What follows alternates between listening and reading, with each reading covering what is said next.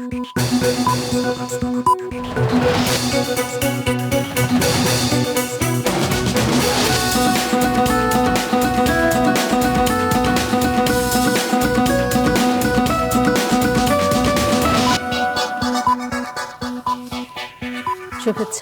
স্বাগত মাছরাঙা সংবাদে। আপনাদের সঙ্গে আছি কাজী রওশন সাকি। ইসরায়েলের কারাগারে আটক আলোকচিত্রী শহীদুল আলমকে তুরস্কের সহায়তায় মুক্ত করার চেষ্টা চলছে। সকালে প্রধান উপদেষ্টার ভেরিফাইড ফেসবুক পেজে এ বিষয়টি জানানো হয়। তুরস্কের কর্তৃপক্ষের বরাত দিয়ে এতে জানানো হয়, আজই তাকে বিশেষ বিমান যোগে আঙ্কারায় নিয়ে আসার সম্ভাবনা রয়েছে। আঙ্কারায় নিযুক্ত বাংলাদেশের রাষ্ট্রদূত আমানুল হক গত রাতে এই তথ্য জানিয়েছেন।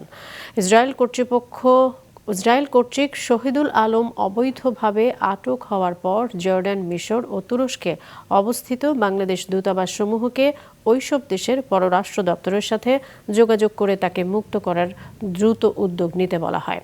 গত বুধবার গাজা অভিমুখে নৌবহর থেকে অন্যান্যদের সঙ্গে শহীদুল আলমকে আটক করে ইসরায়েলি সেনারা। রাজধানীর বাজারে কিছুটা কমেছে বিভিন্ন ধরনের সবজির দাম। কেজিতে 10 থেকে 20 টাকা কমে পাওয়া যাচ্ছে 30 থেকে 100 টাকার মধ্যে। রাজধানীর মিরপুর ও কারওয়ান বাজার ঘুরে দেখা গেছে ঢেঁড়স, করলা, পটল, বেগুন 50 থেকে 80 টাকা কেজিতে পাওয়া যাচ্ছে। 20 টাকা কেজি দরে বিক্রি হচ্ছে আলু। অপরিবর্তিত রয়েছে পেঁয়াজ, রসুনের দাম। ব্রয়লার মুরগি পাওয়া যাচ্ছে 170 টাকা কেজিতে। বেড়েছে অধিকাংশ মাছের দাম।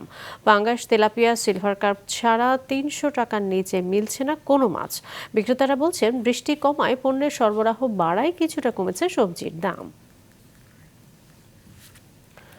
দর্শক, বাজার পরিস্থিতির খবর জানাতে মিরপুর 6 নম্বর কাঁচা বাজার থেকে সরাসরি যোগ দিচ্ছেন আমাদের স্টাফ রিপোর্টার একরামুল ইসলাম খান। চলে যাচ্ছে একরামের কাছে। একরাম, পণ্যের সরবরাহ কেমন দেখছেন এবং একই সঙ্গে দাম নিয়ে ক্রেতারা কি বলছেন?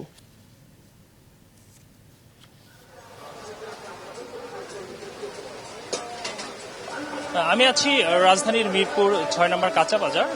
এখানে পণ্যের সরবরাহ স্বাভাবিক রয়েছে। বিক্রেতারা বিশেষ করে বলছেন যে গত কয়েকদিনের বৃষ্টির পর এখন কিছুটা স্বাভাবিক, যার কারণে পণ্যের কিন্তু সরবরাহটা অনেক বেশি, যার কারণে দামটা কমেছে। আমরা বাজার ঘুরে দেখেছি যে প্রতি কেজি সবজিতে 10 থেকে 20 টাকা পর্যন্ত কমেছে। মোটামুটি সবজি পাওয়া যাচ্ছে 30 থেকে 100 টাকা কেজির মধ্যে। এছাড়া আমরা দেখেছি পেঁয়াজ, আলু এবং রসুনের দামটা কিন্তু আগের মতোই রয়েছে। আলু পাওয়া যাচ্ছে 20 থেকে 25 টাকা কেজিতে, রসুনের কেজি 120 থেকে 150 টাকা। এছাড়া আমরা মুরগির বাজারও দেখেছি আগের মতো স্থিতিশীল রয়েছে। 170 টাকায় ব্রয়লার মুরগির কেজিতে পাওয়া যাচ্ছে। আমরা মাছের বাজারে দেখেছি, মাছের বাজারটা কিন্তু অনেক বেশি। বিশেষ করে পাঙ্গাস বা তেলাপিয়ার মতো মাছ ছাড়া অন্যান্য সকল মাছের দাম কিন্তু 300 থেকে 1000, 2000 এবং ইলিশ কিন্তু 2500 টাকা কেজিতেও বিক্রি হচ্ছে। এই ছিল আমার কাছে সবশেষ বাজার পরিস্থিতি।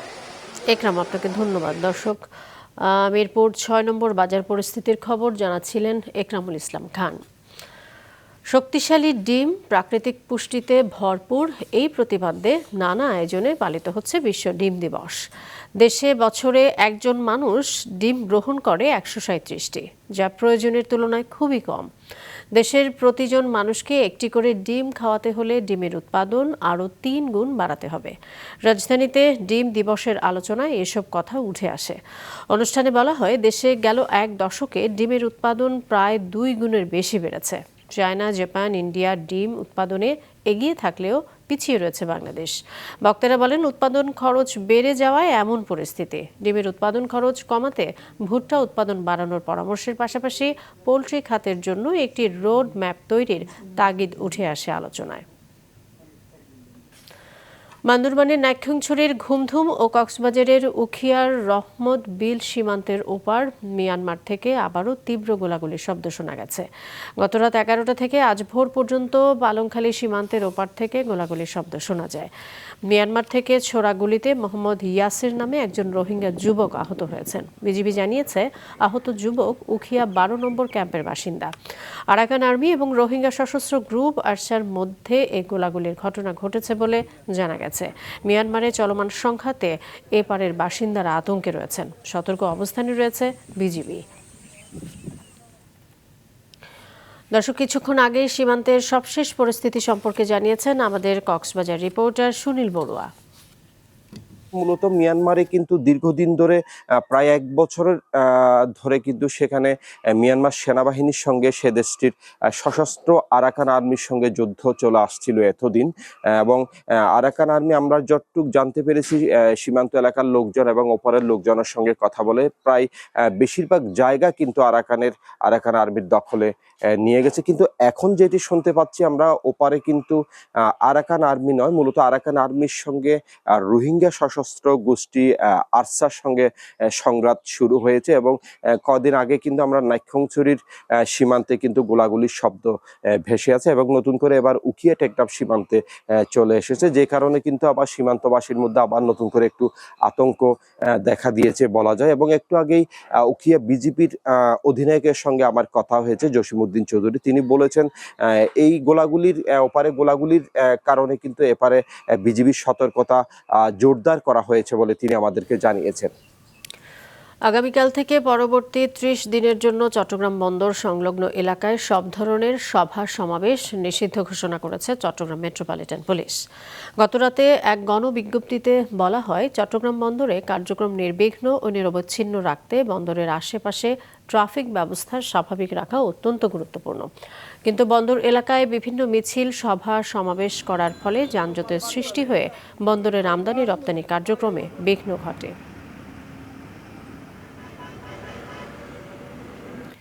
আন্তর্জাতিক প্রসঙ্গ, দক্ষিণ ফিলিপাইনের মিন্দানাও দ্বীপপুঞ্জে 7.4 মাত্রার ভূকম্পন আঘাত হেনেছে বলে জানিয়েছে দেশটির ভূকম্পন পর্যবেক্ষণকারী সংস্থা। এতে ফিলিপাইনের একজন নিহত হয়। শুক্রবার শক্তিশালী এই ভূমিকম্প আঘাত হানার পর কর্তৃপক্ষ সুনামি সতর্কতা জারি করে। ভূমিকম্পের পর ইন্দোনেশিয়ার কিছু অংশেও সুনামির সতর্কতা জারি করা হয়। পরে অবশ্য তা তুলে নেওয়া হয়েছে বলে জানায় ইউএস সুনামি ওয়ার্নিং সেন্টার।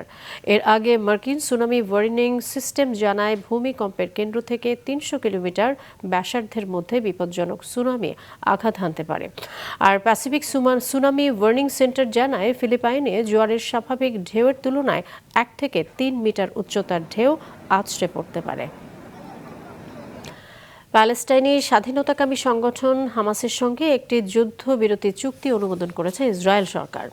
এতে আগামী 24 ঘন্টার মধ্যে সংঘর্ষ বন্ধ এবং 72 ঘন্টার মধ্যে ইসরায়েলি জিম্মিদের মুক্তি হবে বলে আশা করা হচ্ছে।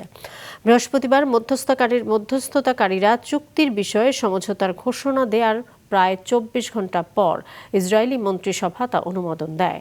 এই চুক্তির আওতায় ইসরায়েলি জিম্মিদের বিনিময়ে প্যালেস্টাইনি বন্দীদের মুক্তি এবং গাজা থেকে ধাপে ধাপে ইসরায়েলি সেনা প্রত্যাহার শুরু হবে।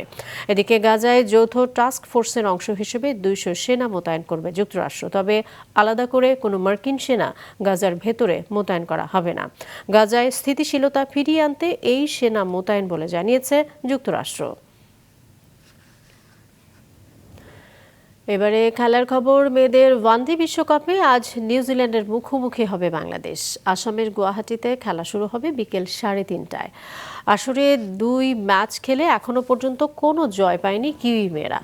অপরদিকে প্রথম ম্যাচে পাকিস্তানকে হারায় টাইগ্রেস দল, আর দ্বিতীয় ম্যাচে ইংল্যান্ডের সঙ্গে দারুণ প্রতিদ্বন্দ্বিতা গড়লেও শেষ পর্যন্ত জিততে পারেনি। বাংলাদেশ দলের জন্য সুখবর হলো, ইনজুরির শঙ্কা কাটিয়ে খেলার জন্য প্রস্তুত পেসার মারুফা। আগের ম্যাচে 5 ওভারে 2 উইকেট নেওয়ার পর ইনজুরিতে পড়েছিলেন তিনি। 20 বছর বয়সী এই পেসারকে আসরের অন্যতম সেরা বোলার হিসেবে উল্লেখ করছেন ভাষ্যকার সহ সাবেক ক্রিকেটাররা।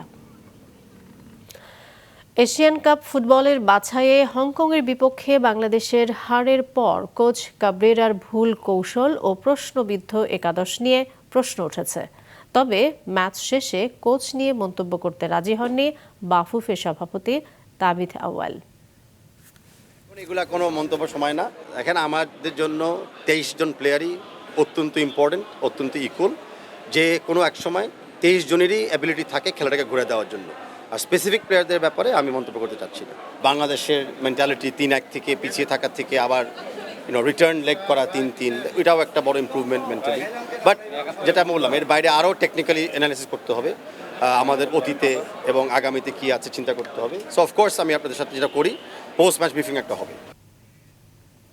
এই ছিল এখনকার মতো। ফেসবুকে আপডেট পেতে ভিজিট করুন মাছরাঙা টেলিভিশনের পেজে। ইউটিউব চ্যানেলেও দেখতে পারেন আমাদের সংবাদ, প্রতিবেদন এবং অনুষ্ঠান। আমাদের পরবর্তী সংবাদ দুপুর 2টায় দেখার আমন্ত্রণ রইল।